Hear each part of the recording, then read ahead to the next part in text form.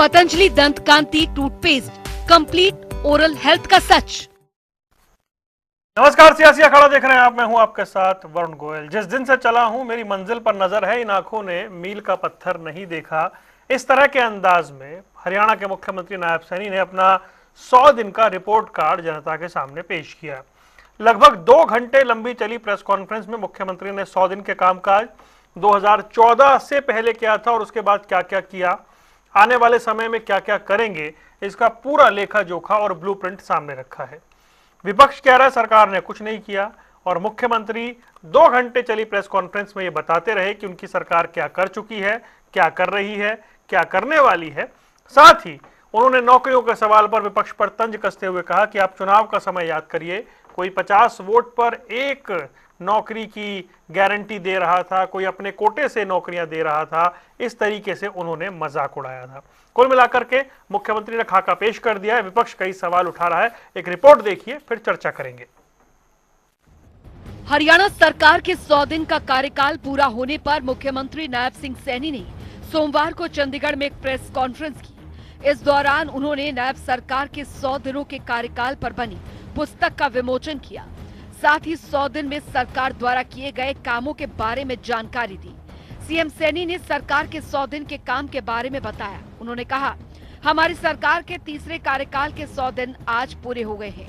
हमारी सरकार आने से पहले हरियाणा कई बीमारियों से ग्रसित था, जिसमें परिवारवाद। हरियाणा में पहले युवाओं में अविश्वास था। वे जानते थे कि हरियाणा में नौकरी पढ़ने से नहीं बल्कि विधायक और मंत्रियों के घर चक्कर काटने से मिलेगी, तब जाकर उन्हें नौकरी मिलती थी। मगर भाजपा की सरकार ने हरियाणा में बदलाव लाने का काम किया। उन्होंने कहा, भाजपा की सरकार बनने के बाद प्रदेश में मजबूती से बदलाव किया गया और धीरे धीरे क्षेत्रवाद को खत्म करने का काम किया गया। अब प्रदेश के युवाओं में विश्वास जगा है और हमारी सरकार ने गरीबों के जीवन में बड़ा बदलाव लाया है। आइए ग्राफिक्स के जरिए एक नजर डालते हैं हरियाणा में तीसरी बार बीजेपी सरकार बनने के बाद नायब सिंह सैनी सरकार के 100 दिन के अंदर लिए गए सबसे बड़े फैसलों पर। मुख्यमंत्री नायब सिंह सैनी ने दूसरी बार सीएम पद की शपथ लेते ही 25,000 युवाओं को नियुक्ति पत्र जारी करने का फैसला लिया। हरियाणा देश का पहला राज्य है जो 24 फसलों को एमएसपी पर खरीद रहा है। फसल बेचने के 48 घंटे के अंदर किसानों को उनका पैसा उनके खाते में भेज दिया जाता है। सैनी सरकार की पहली कैबिनेट बैठक में सीएम सैनी ने प्रदेश भर के सभी अस्पतालों में फ्री डायलिसिस की सुविधा देने का फैसला किया था। हरियाणा फ्री डायलिसिस की सुविधा देने वाला पहला राज्य बन गया है। हरियाणा में हर घर गृहिणी योजना के तहत नायब सरकार 13 लाख गरीब महिलाओं को 500 रुपए में सिलेंडर दे रही है। स्वयं सहायता समूहों की 1.85 लाख महिलाओं को बनाया लखपति दीदी। नायब सरकार ने सुप्रीम कोर्ट के द्वारा एससी आरक्षण में वर्गीकरण को लेकर दिए गए फैसले को पहली ही कैबिनेट बैठक में लागू कर दिया था। अपने 100 दिन के कार्यकाल के अंदर नायब सरकार ने अग्निवीरों को सरकारी नौकरियों में 15% आरक्षण देने का फैसला भी कर लिया है। इतना ही नहीं, नायब सरकार ने शहीदों के परिवारों को 1 करोड़ रुपए देने का फैसला कर लिया। बता दें कि पूर्व सैनिकों को 10 लाख रुपए का ब्याज मुक्त कर्जा देने का भी ऐलान किया गया। नायब सरकार 100 दिन के कार्यकाल के अंदर ही हरियाणा कृषि भूमि पट्टा विधेयक 2024 विधानसभा में पास करा दिया। हरियाणा सरकार ने जॉब सिक्योरिटी के मद्देनजर हरियाणा संविदा कर्मचारी सेवा सुरक्षा अध्यादेश 2024 भी विधानसभा में पास करा दिया है। कॉन्ट्रैक्ट पर रखे कर्मचारियों को सेवा मुक्ति की उम्र 58 साल की गई। हरियाणा के कर्मचारियों के लिए ग्रेच्युटी को 25% बढ़ा दिया, जिससे कर्मचारियों को 25 लाख तक ग्रेच्युटी मिल सकती है, जो पहले 20 लाख थी। सीएम सैनी ने प्रदेश में कॉमन एलिजिबिलिटी टेस्ट यानी सीटी पास करने वाले बेरोजगारों को हर महीने 9,000 रुपए देने का फैसला किया है। सीएम सैनी ने कहा कि तीसरी बार बनी सरकार ने 100 दिन का गौरवशाली कार्यकाल पूरा किया है। 100 दिन का कार्यकाल 10 साल से नॉनस्टॉप पूरा हुआ है। इन 100 दिनों में मुख्यमंत्री नायब सैनी ने एक के बाद एक कई अहम फैसले लेकर जहां अपनी सरकार की जनता के प्रति प्रतिबद्धता दोहराई है। वहीं ये संदेश देने की भी कोशिश की है कि आने वाले दिनों में भाजपा जन कल्याण के महत्वपूर्ण निर्णय लेने वाली है। न्यूज डेस्क, जनता टीवी। तीन खास मेहमान हमारे साथ जुड़ गए। राजवीर रोहिला, प्रवक्ता भारतीय जनता पार्टी, दिनेश अग्रवाल कांग्रेस का पक्ष रखेंगे, रजत पंजिटा इंडियन नेशनल लोकदल से हमारे साथ हैं। आप सभी का स्वागत है। राजवीर, बहुत लंबी चौड़ी प्रेस कॉन्फ्रेंस रही, 2 घंटे प्रेस कॉन्फ्रेंस चली और ये बताया गया कि 100 दिन में अभी 18 संकल्प जो है वो पूरे कर लिए हैं। आने वाले समय की बात की गई, पिछले समय की बात की गई, लेकिन विपक्ष के अभी भी बहुत सारे सवाल हैं। वो कह रहे हैं कि इन 100 दिनों में कुछ नहीं हुआ। हुड्डा साहब तो खासकर बार बार बोल रहे हैं कि इन 100 दिनों में सरकार ने कुछ नहीं किया। वरुण जी नमस्ते। प्रवक्ता को मेरी राम राम और हरियाणा की जनता को बहुत बहुत बधाई। आज नायब सैनी जी के नेतृत्व में जो सरकार तीसरी बार हरियाणा में बनी है उसके 100 दिन पूरे हुए हैं और ये एक उपलब्धि नहीं, हमारे लिए जिम्मेवारी है ये, क्योंकि जो हम कहते हैं वो करते हैं। अगर जुबान का धनी कोई नेता है तो वो हमारे मुख्यमंत्री श्री नायब सैनी जी हैं, जिन्होंने पहला वादा किया था चुनाव से पहले किया था कि मैं शपथ लेते ही 25,000 युवाओं को नौकरी देने का काम करूंगा। शपथ लेते उसी दिन 3-4 बजे तक वो लिस्टें सारी प्रोसेस शुरू हो गया था और उन बच्चों को ये ऐतिहासिक काम, ये नौकरियां मुख्यमंत्री जी के कलम से दी गई, पहली कलम से। तो ये है एक डेडिकेशन, जुबान, और एक जो सार्वजनिक जीवन में जो नेता होता है उसकी जुबान की कीमत होती है। तो ऐसे ही करके ये जो आज 18 दिन जो आपने गिनाए हैं, जो आपने भी गिनाए, मेरे पास भी है सब, ऐसे बहुत से काम मुख्यमंत्री जी ने करके दिखाए हैं। और मैं सबसे बड़ा महत्वपूर्ण काम मैं बताता हूँ, नेता का जनता से मिलना। संत कबीर कुटीर से लेकर नगर चौराहे तक अब तक लाखों लोगों से रूबरू हो चुके हैं मुख्यमंत्री जी। उनकी तो छोटी मोटी समस्याएं वो लेते हैं, उनका समाधान होता है। ये एक विश्वास दर्शाता है कि भाई हम मुख्यमंत्री जी से मिलेंगे और हमारा काम हो जाएगा। विकास के जो कार्य है, जो एम्स का जो हमारा कार्य चल रहा है, तो जींद में जो हमारा ये पीजीआई शुरू हुआ है, सिरसा में हुआ है, इंफ्रास्ट्रक्चर पर बहुत काम किया है सरकार ने और उन्हीं कामों को आगे बढ़ा रही है। एमएसपी पर 24 फसलों की तो खरीद है। अब ये जो प्रवक्ता है इनका कुछ अलग नैरेटिव होता है।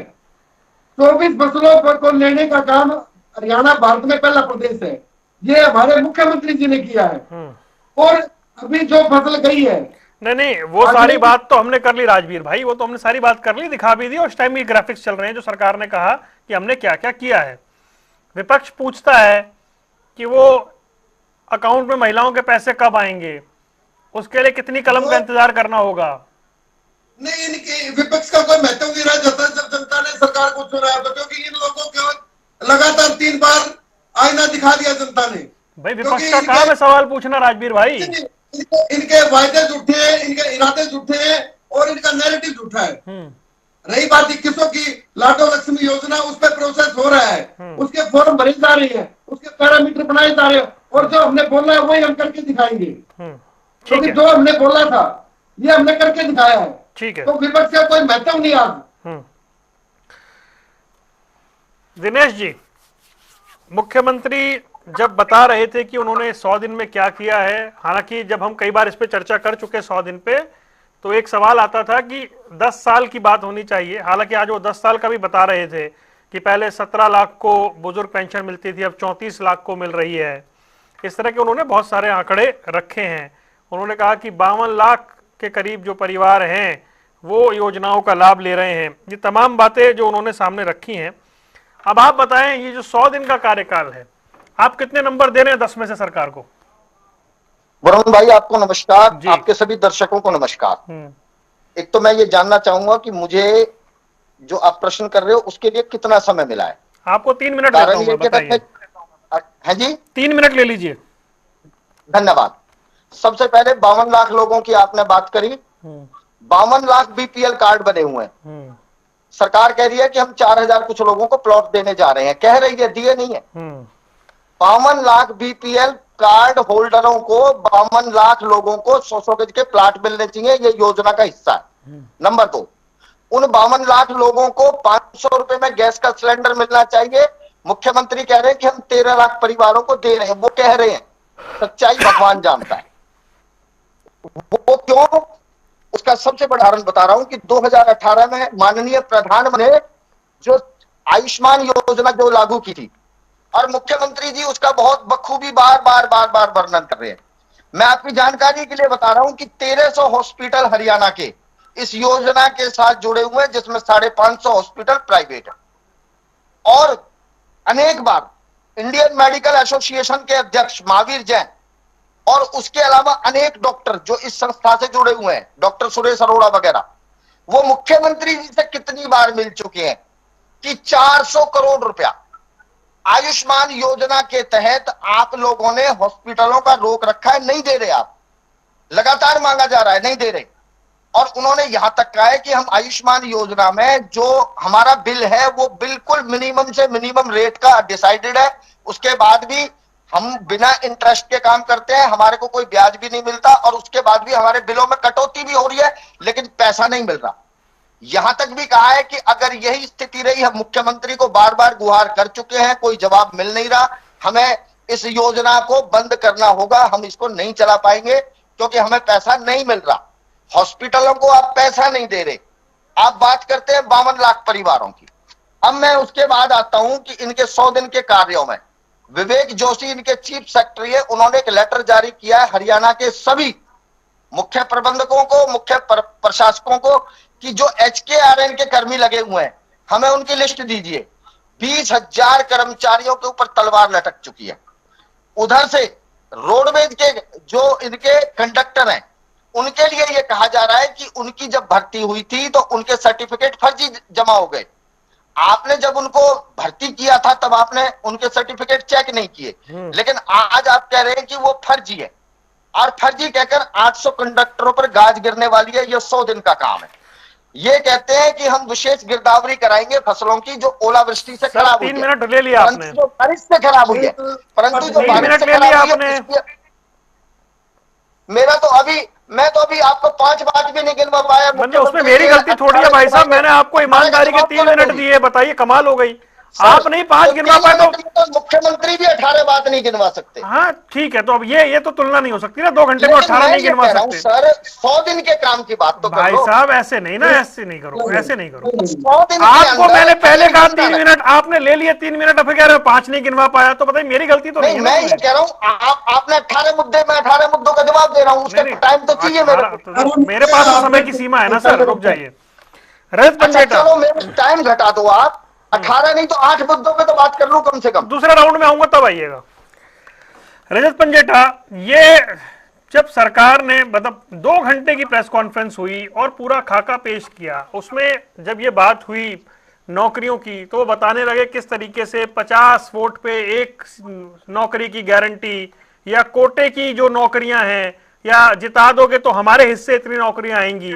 ये विषय दोबारा क्यों उठा, मुझे ये समझना है कि आखिर अभी भी ये विषय क्या ये प्रासंगिक है अभी भी?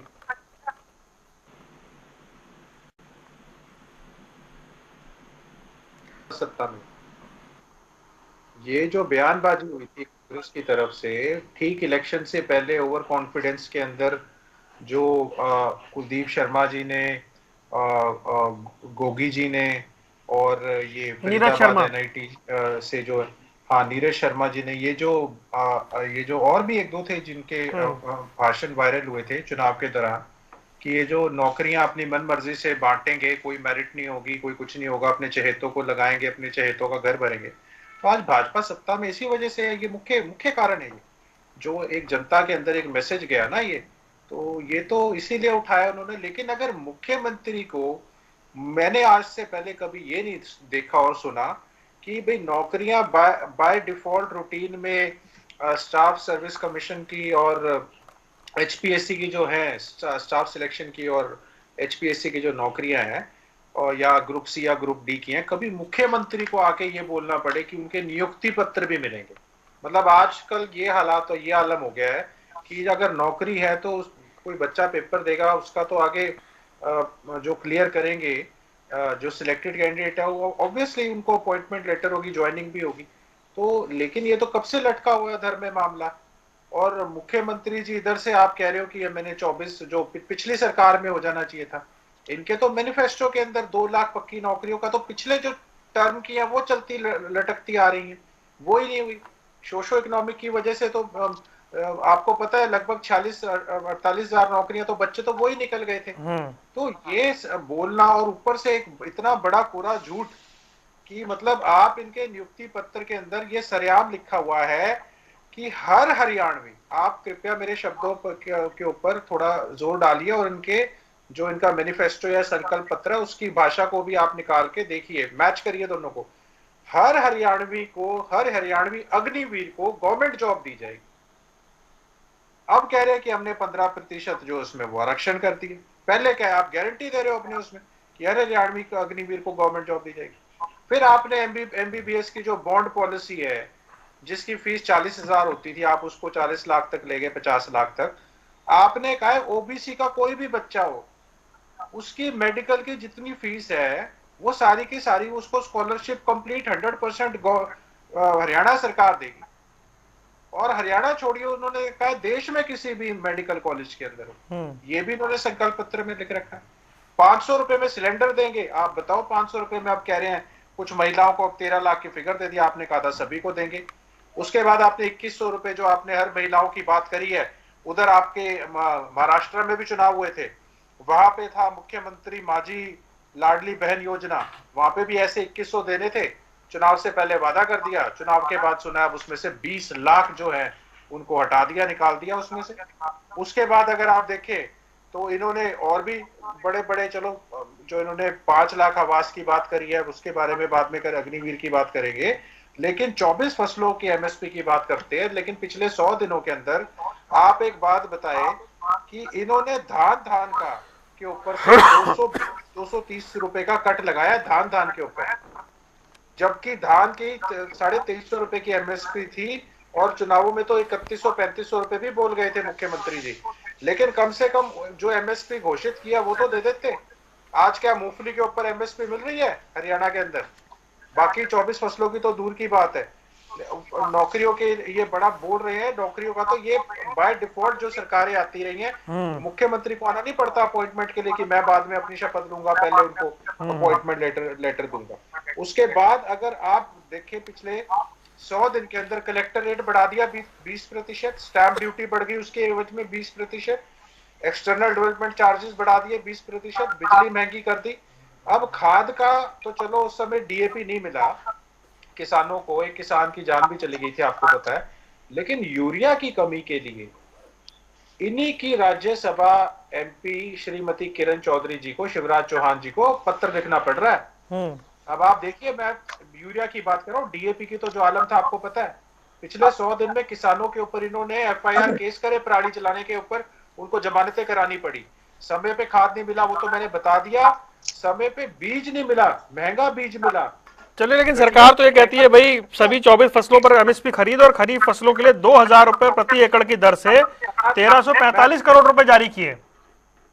ये तो धान की फसल है, मैं तो ज्यादा दूर जाने की जरूरत नहीं है। जहां से मुख्यमंत्री जी जीत के आए हैं, मैं तो लाडवा विधानसभा क्षेत्र की बात कर रहा हूँ, लाडवा मंडी में किसी से पता कर लीजिए आप, ठीक है, की मंडी की बात कर रहा हूँ जहां से जीत के आए। सुनिए, अभी खत्म नहीं है, 18 करोड़ का मनरेगा में घोटाला हो गया।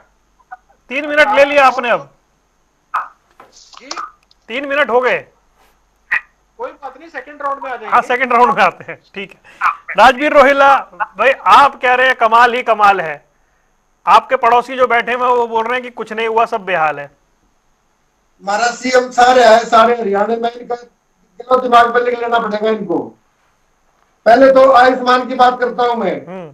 आयुष्मान में जो थोड़ा बहुत दिक्कतें आ रही है, वो दिक्कत क्यों आ रही है? क्यों अनाप शनाप मामले बड़े हुए हैं और उनकी वेरीफाई हो रहा है वो, इसका जो पैसा है सारा दिया जाएगा, कोई दिक्कत नहीं है।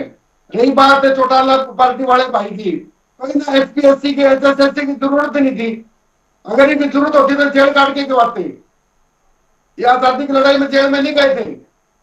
इन लोगों का सारा इतिहास पूरा हरियाणा जानता है। 100 दिन के काम पे, 100 दिन के काम पे राजवीर भाई, ये तो बोल रहे भाई साहब, जवाब तो देना पड़ेगा। नहीं, वो तो राजवीर, वो तो आपसे ये पूछ रहे हैं कि भाई कहां पे क्या क्या दिक्कत है, वो तो विपक्ष के नाते ये बता रहे हैं ना, आप पे कोई आरोप थोड़ी लगा रहे हैं वो। आम जनता को राहत देना किसी भी सरकार का दायित्व है। तो डायलिसिस की सुविधा जो शुरू की गई है वो गरीब अमीर किसी को भी हो सकती है वो, तो वो फ्री की गई है। 70 साल से ऊपर के आयुष्मान में सभी को जोड़ा गया है। वो कह रहे नौकरियां तो पिछली बार की थी ना, इसको सरकार अब क्यों गिन रही है? अरे छोटा भाई साहब, इनको कौन पूछता है? इनकी कोई जरूरत नहीं है मेरे को, इनको मैं सीरियस लूं। इनकी दिक्कत क्या है? ये इन्होंने कुछ किया नहीं, इन्होंने कुछ किया नहीं तो कर रहा है उस पर आरोप लगाने से मतलब इनको, ठीक है ना। अब ये 25,000 नौकरियां, वो जुबान के धनी की बात मैंने बोली थी ना, वो जो नैरेटिव चलाते हैं, वो हमारे मुख्यमंत्री जी ने करके दिखाया है 25,000 नौकरियों का। ये आप डायलिसिस वाली जो बात बोल रही, गरीब अमीर हर के लिए वो ऐसी बहुत सी इनके। आज भी मोजू खेड़ा गांव है सिरसा में, 150 गरीब लोगों को प्लाट दिए गए। वो कह रहे हैं एमएसपी नहीं मिल रही। अरे एक मिनट मैं बताऊंगा ना, मैं जवाब दूंगा भाई साहब। बोलिए राजवीर बोलिए। वो मोजू खेड़ा इनालों का कट रहा है सिरसा। इन लोगों ने क्या किया उन लोगों के लिए सिवाय शोषण के? सरकार आगे लूट लो। कांग्रेस ने क्या किया? सरकार आगे लूट लो। वो चीजें की इन लोगों ने। एमएसपी की बात करो, अब एमएसपी 2320 रुपए था। आप किसान का जे फार्म मंगवा लो, 2320 में पेमेंट हो रखी है। सरकार ने पैरामीटर बनाए हुए हैं। भाई फसल खराब होगी, अब वो जो चावल है वो चावल गरीबों को देना है सरकार ने, उसका व्यापार नहीं करना है। खराब चावल कैसे दिया जाएगा? आप बताइए मुझे। मतलब गेहूं है, जो बाजरा है, तो डीबीटी के माध्यम से दिया जाता है, वो मट्टी कैसे दी जाएगी मुझे ये बता दो। नमी कैसे ली जाएगी? अगर वो है तो कटौती हुई होगी, वो विषय है। 2320 में हर किसान को एमएसपी पर जो मोटा दाना वो लिया गया है। और जो 3100 की बात करते हैं भाई, ये 5500 तक धान बिकी है। इनसे यही तो पूछो ना, 11 से क्या रेट है बाजार में? 3800 से 5500 तक बिकी है वो, इनको क्या पता? हरियाणा सरकार नायब सैनी जी के नेतृत्व में उस वर्ग को छुआ है जिस वर्ग को सिर्फ ये वोट लेते थे। 500 लीटर की एक टंकी देकर ओबीसी को बहकाते थे। ओबीसी को जो एक राजनीति में भागी देने का काम बैकवर्ड ए को भी, बैकवर्ड बी को भी नायब सैनी सरकार ने किया है। जो हमारे दलित परिवार हैं उनमें वर्गीकरण क्यों किया गया? वो भी एक बड़ी समस्या थी। तो उसमें वर्गीकरण इसलिए किया गया जो जिनको लाभ नहीं मिल रहा वो भी मुख्य धारा में आई। हरियाणा सरकार का सिर्फ एक दायित्व है, सबका साथ सबका विकास। जो अंतिम व्यक्ति जो छूट गया है उसका विकास करना इस सरकार का दायित्व है। इन लोगों को तरफ ये है, उन लोगों ने इनको सबक सिखाया है और जवाब दिया है। ठीक है दिनेश जी, सरकार साफ साफ सामने आके अपना ब्लूप्रिंट रख रही है कि हम आने वाले दिनों में भी ये करेंगे। 10 साल के 10 बड़े फैसले भी सरकार बता रही है कि हम थे जो पढ़ी लिखी पंचायत लेकर आए, हमने इस तरीके से बदलाव किया। 95% लोग हमारी ट्रांसफर पॉलिसी से खुश हैं। ऑनलाइन ट्रांसफर पॉलिसी हम लेकर आए और 100 दिन के काम वो गिनवा रहे कि किस तरीके से उन्होंने ये जो रिजर्वेशन है इसमें वर्गीकरण करके दिया है, या फिर जो दूसरी चीजें मैं अभी गिनवा रहा था, ये तमाम वादे सरकार के लिए 18 वादे हमने पूरे किए। और सिर्फ जब हम बात कर रहे हैं 100 दिन की, तो सरकार कह रही है हम तो 10 साल का भी 10 बड़े फैसले गिनवा सकते हैं। वरुण भाई, सरकार जितनी बात कर रही है उस सब पे डिबेट करने के लिए बहुत लंबा टाइम चाहिए, लेकिन आपके पास समय बड़ा सीमित है। इसलिए मैं अगर सिलसिलेवार एक लाइन जोड़ रहा हूं दिनेश जी, इसमें लाइन जोड़ रहा हूं मैं बस। इस एक हफ्ते में 100 दिन पे चौथी डिबेट है ये। मैं वही बता रहा हूं। आप देखिए कि महिला आयोग की उपाध्यक्ष जब 1 लाख रुपए रिश्वत लेती है और गिरफ्तार होती है, ये भ्रष्टाचार नहीं है, ये 100 दिन का भ्रष्टाचार है सरकार का। और जिस दिन सैनी साहब ने शपथ ली, उन्होंने कहा कि या तो अपराधी हरियाणा छोड़ जाए या अपराध छोड़ दे। लेकिन क्या हुआ? सैनी साहब उधर शपथ ले रहे थे और उधर हिसार के अंदर एक व्यापारी की सरेआम हत्या हो रही थी। यमुनानगर के अंदर भरे चौराहे से एक बहन को उठा लिया जाता है, ट्रक के अंदर घुमाते घुमाते पूरे शहर के अंदर 4 घंटे तक लगातार रेप होता है। सरकार नहीं बोलती, आज तक नहीं बोली। इनकी पार्टी का अध्यक्ष हिमाचल में जाके रेप करता है, रेप के बदले में नौकरी देने की बात करता है। ये इनका 100 दिन का कार्यकाल है।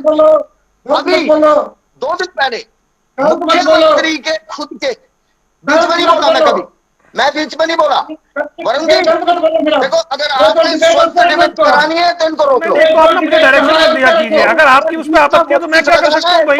ये तो चलता रहेगा। कर रहे हैं और आपको बोलना चाहिए, आपको कहना चाहिए ये आरोप आरोप है। मुख्यमंत्री के गृह क्षेत्र में 2 दिन पहले सरेआम गोलियों से भूनकर एक बीएसपी नेता की हत्या हो गई, कोई नहीं बोलता। गुड़गांव के सेक्टर 29 में सरेआम बम धमाके हुए, अपराधियों ने धमकी दी कि अगर 31 दिसंबर का कार्यक्रम किया तो और बड़े धमाके करेंगे। ये 100 दिन के कार्यकाल है इनके, और इनके 100 दिन के काम गिनवाता हूं आपको, और गिनिए आप इनके। डीएपी खाद नहीं मिला, किसान ने आत्महत्या कर ली। सीएम साहब कहते हैं वो किसान ही नहीं था, उसको किसान नहीं मानते ये लोग। इनकी पार्टी के वरिष्ठ नेता रामविलास शर्मा किसी को प्रताड़ित करते हैं और वो दुखी होकर आत्महत्या कर लेता है। उसके मां बाप, आज 1 महीना हो लिया, 1 महीने से अंतिम संस्कार नहीं हुआ। लास्ट में हाई कोर्ट को बीच में आना पड़ा और हाई कोर्ट को जांच के आदेश देने पड़े। ये इनके 100 दिन के कार्यकाल है, इनके काम है। और ये क्या कहते हैं कि हरियाणा के अंदर एससी कैटेगरी के लोगों को दोबारा से अपने सर्टिफिकेट बनवाने होंगे। और पता है किनको? उन लोगों को जो राज्य का मूल निवासी होना जरूरी है। परंतु दूसरी तरफ जिस दिन सैनी साहब ने शपथ ली, उसी समय एक आदेश जारी कर दिया कि हरियाणा में नौकरी के लिए आपको अब किसी भी डोमिसाइल की जरूरत ही नहीं है। सेल्फ अटेस्ट, चाहे वो कर्नाटका से आओ, बिहार से आओ, बंगाल से आओ, उड़ीसा से आओ, हिमाचल से आओ, यूपी से आओ, कहीं से आओ, चाहे सारे के सारे गुजरात से आ जाओ, कोई दिक्कत नहीं है, डोमिसाइल नहीं चाहिए। लेकिन हरियाणा के निवासी के लिए कड़ंगा खड़ा कर दिया कि आपको अपनी जाति का सर्टिफिकेट लेना पड़ेगा क्योंकि आप यहाँ के मूल निवासी हो। दोबारा से लोगों को लाइन में लगा रहे हैं आप कि लाइन में लगे रहिए, हमसे मांगिए कुछ मत। ये वो लोग हैं जो 370 पटवारियों की एक लिस्ट बनाते हैं, जांच हुई नहीं और उनको दोषी करार कर दिया। 370 पटवारियों को, अगर वो दोषी थे तो आपने उनको रंगे हाथ क्यों नहीं पकड़ा? सोनिया अग्रवाल को आप पकड़ते हैं तो महिला आयोग की अध्यक्ष के खिलाफ आपने जांच क्यों नहीं बिठाई? मामला तो उन्हीं के विभाग का है ना। जब आपका एचपीएससी का सेक्रेटरी रिश्वत ले रहा था, वो 100 दिन से पहले ले रहा था। मैं उस विषय को आज नहीं उठाना चाहूंगा, लेकिन इन 100 दिनों के अंदर हरियाणा में अपराध का ग्राफ कितना ऊपर गया है। इन 100 दिनों में महंगाई कितनी बढ़ी है। अभी पंजेटा साहब ने एक बात का जिक्र किया कि 20% ईडीसी बढ़ा दी गई। अब 20% ईडीसी जो बढ़ी और कलेक्टर रेट बढ़ गए। वरुण भाई, जहां पहले जो प्लॉट कभी 100 रुपए गज होता था, आज उसकी कीमत सरकार के रिकॉर्ड में अगर 70,000 रुपए गज है। आज से 10 साल पहले ये स्टांप ड्यूटी कितनी थी? 4%, 5%, 6%। महिला के लिए 4, पुरुष के लिए 6 और दोनों हैं तो 5। आज कितनी है? 6, 7, 8। आपने स्टांप ड्यूटी की परसेंटेज कितनी बढ़ा दी, कलेक्टर रेट कितने बढ़ा दिए, ईडीसी कितनी बढ़ा दी। ये लूट का जो पैसा इकट्ठा हो रहा है, ये कहां जाएगा? ना तो आप 52 लाख लोगों को 52 लाख सिलेंडर दे रहे, ना 2100 रुपए लाडो बहन को दे रहे, ना आप 52 लाख लोगों को प्लॉट दे रहे, ना उनको सिलेंडर दे रहे, बहनों को 2100 रुपए नहीं दे रहे। लेकिन योजनाएं बहुत है। ठीक है, बहुत है। ठीक, अच्छा, एक अंतिम सर प्लीज मैं आ रहा हूँ, आपके पास रिस्पॉन्ड करना चाह रहे हैं राजवीर, फिर आ रहा हूँ। हाँ जी राजवीर बोलिए एक बार। सर, ये जो दिनेश जी इनका दिमागी संतुलन हिल रहा है। एक तो मैं बताऊंगा, इन्होंने बात की पटवारियों की लिस्ट की, मैं बिना जांच किए कर दी। सोनिया अग्रवाल को जोड़ रहे हैं, जांच क्यों नहीं की? खुद में इनमें सरकार कंफ्यूजन नहीं है, बिल्कुल क्लियर है। जो भ्रष्टाचार करेगा वो जाएगा, वो चाहे राजवीर हो, चाहे सोनिया अग्रवाल हो, चाहे कोई भी हो। सरकार को कोई मतलब नहीं, सरकार का मतलब जनता से, जनता को ट्रांसपेरेंसी देने से। अब ये इनको क्या समझाऊं मैं? भाई ये सोनिया अग्रवाल ने जो किया, जांच हुई, उनको हटा दिया, बर्खास्त कर दिया, पार्टी से निकाल दिया। 317 जो पटवारी हैं उनकी जो लिस्ट है वो बाई चांस लीक हो गई वो, तो इनको दर्द हो रहा है उस बात का, तो हो सकता है कुछ लोग इनके भी शामिल हो उसमें, जानकार तो होते हैं ना मतलब समाज में। तो मैं तो सरकार से यह कहता हूँ भ्रष्ट लोगों के लिए, मैं उनके वारंट में उनके फोटो लगानी चाहिए, उनका नाम लगाने चाहिए विकास पट के बराबर में, पता लगे भाई ये भ्रष्ट लोग कैसे लूट रहे हैं हरियाणा को, हरियाणा की जनता को। नहीं, वो दिनेश अग्रवाल ये भी कह रहे हैं 100 दिन में कानून व्यवस्था का बुरा हाल रहा है। हाँ वो मैं बता रहा हूँ ना, तो 80 में जो हिसार में जो घटना हुई थी उसमें एनकाउंटर में मारे गए थे वो लोग अपराधी, घटना घट जाती है, सरकार कैसे रिस्पॉन्ड करती है, बात वो है कानून व्यवस्था की। तो सरकार ने रिस्पॉन्ड किया, उनको एनकाउंटर किया गया, अपराधी कोई नहीं बचेगा। मुख्यमंत्री जी ने बिल्कुल क्लियर कर रखा है, हरियाणा को छोड़ जाओ या सुधर जाओ, सीधी बात है ये, इसमें कोई भी इफ या बट की बात ही नहीं है। लेकिन ये जो कांग्रेसी है या जो विपक्षी है इनको यही नहीं पता भाई जनता चाहती क्या, जनता नायब सैनिक को चाहती है, जनता उसके कामों को चाहती है, जनता में जो विश्वास दिया है उनको चाहती है, जो उनकी लोकप्रियता है उस लोकप्रियता से इनको तकलीफ है। ठीक है, ठीक है रजत पंजेटा, कुछ जैसे 100 दिन के बाद भविष्य की बातें हुई, 1 लाख परिवारों को प्लॉट देने की बात मुख्यमंत्री ने आज कही, कहा कि 70,000 लोग जो है वो पीएम आवास योजना में आवेदन कर चुके हैं, 5 लाख महिलाओं को लखपति दीदी बनाने का काम किया जाएगा, समाधान शिविर दोबारा लगाए जाएंगे ताकि लोगों की समस्याओं का समाधान जल्दी हो सके, और प्रशासनिक और वित्तीय अनुमति लेने का काम भी बाकी संकल्पों को पूरा करने के लिए सरकार ने शुरू कर दिया है। तो आगे की जो बात, देखिए पहले तो मैं जो ज्यादा भाजपा की प्रवक्ता के जो भाषा की शैली है उस पे सिर्फ एक ही कमेंट करूंगा कि एब्सोल्यूट पावर करप्ट्स एब्सोल्यूटली, उससे ज्यादा मुझे नहीं लगता टिप्पणी करने की मुझे जरूरत है। 2-3 विषय जरूर हैं, क्राइम का निश्चित तौर के ऊपर एक बड़ा महत्वपूर्ण जो विषय है, माइनिंग के ऊपर भी आएंगे अगर समय मिला तो, लेकिन जो क्राइम का जो आलम रहा है, जैसे कि हिसार में एक शोरूम के ऊपर पहले तो हमारे प्रदेश अध्यक्ष की जो गोलियों से भून के हत्या की गई, हिसार में दिन दिहाड़े सैकड़ों राउंड फायरिंग हुई, माथुराम हलवाई वाला प्रकरण है, एएसआई जो क्राइम ब्रांच के खुद के पुलिस के क्राइम ब्रांच के एक एएसआई है संजीव नाम के, उनकी हत्या कर दी गई थी। ये तो अभी के पीछे की बात है। डीएसपी जो बिश्नोई है उनकी हत्या की गई। और जिस दिन 100 दिन पूरे होने थे, जो मुख्यमंत्री जी ने जब सबसे पहले जब विधायक बने, नारायणगढ़ से ही बने थे, उनका गृह क्षेत्र है, और दिन दिहाड़े सरेआम बाजार के अंदर किस तरह दौड़ा कर एक कैंडिडेट को, एनएलडी और बीएसपी के गठबंधन के कैंडिडेट को जिस तरह सरेआम भूना गया गोलियों से, तो ये दिखाता है कि जो मुख्यमंत्री जी का खुद का होम डिपार्टमेंट उनके खुद के पास है और बड़े बड़े वादे और बड़े बड़े दावे किए गए। खेड़ी लखा सिंह की घटना अभी हुई, वहां पे भी ट्रिपल मर्डर था, सैकड़ों राउंड, वो तो बिल्कुल चौकी के सामने हुआ था। तो ऐसी बड़ी बड़ी घटनाएं क्राइम का जो, और नशा जो जिस तरीके से फैल रहा है, उसका बहुत बड़ा मुद्दा है। अभी मैं इनसे कुछ थोड़ा आवाज एको आ रहा था, ये बोल रहे थे धान कितने में बिका, एक बारी प्रवक्ता साहब बताएंगे कितने में धान बिका है, क्या एमएसपी है? अब सुनो मेरी बात, आप 2320 रुपए में बिका, किसी का दे फार्म चेक करो। 2320 कह रहे हैं, किसी का दे फार्म चेक करो, किसी का कितना? 2320 2300 में 2320। अच्छा, पर्ची कटी होगी, 220-230 रुपए का कट लगा है खुद लाडवा के अंदर। मैं आपको दे फार्म दे दूंगा, वरुण जी मेरे को कल बुलाओ, मैं 100 दे फार्म इकट्ठे कर दूंगा मंडी से। अच्छा, आप मुझे व्हाट्सएप कर देना, मैं रजत को भेज दूंगा। बिल्कुल बिल्कुल, ठीक, चैलेंज है बिल्कुल।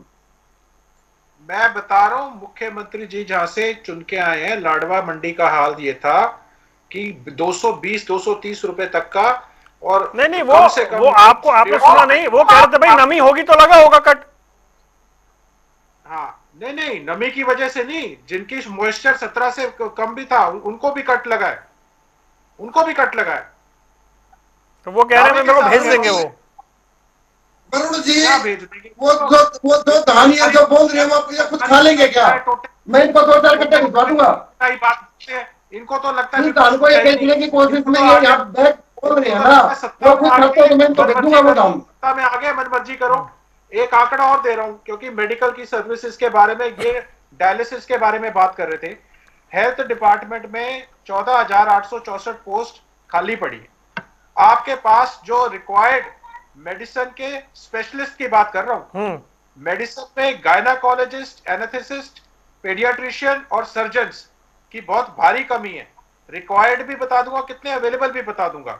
आपके पास 13 डिस्ट्रिक्ट के अंदर तो रेडियोलॉजी का स्पेशलिस्ट नहीं है, 5 डिस्ट्रिक्ट में आपके पेडियाट्रिक्स के पेडियाट्रिशियन नहीं है, 7 डिस्ट्रिक्ट में आपके मेडिसिन के नहीं है। आप कह रहे हो कि आप जो डायलिसिस की सुविधा है हर जगह दोगे, कई जगह आपके पास वेंटिलेटर नहीं है, हर जगह आपके पास एमआरआई नहीं है, आपके पास पूरा पैरामेडिक का ठीक है रजत जी, फिर वो क्योंकि वो दिनेश जी कह रहे थे क्योंकि उसको समेटना बड़ा मुश्किल है, इसीलिए हम 4 दिन से चर्चा कर रहे थे, आगे फिर इसको बढ़ाएंगे। समय की थोड़ी सी गुंजाइश हमारे पास कम है, लेकिन ये सरकार बता रही है कि उसने बहुत कुछ किया है, विपक्ष कह रहा है कि कुछ नहीं हुआ है। इन दावों पर आगे और भी बात करते रहेंगे। फिलहाल आप तीनों मेहमानों का जोड़ने के लिए बहुत बहुत शुक्रिया। सियासी अखाड़ा देख रहे थे आप, रुक रहे हैं कुछ देर के लिए। खबरों का सिलसिला लगातार जारी है।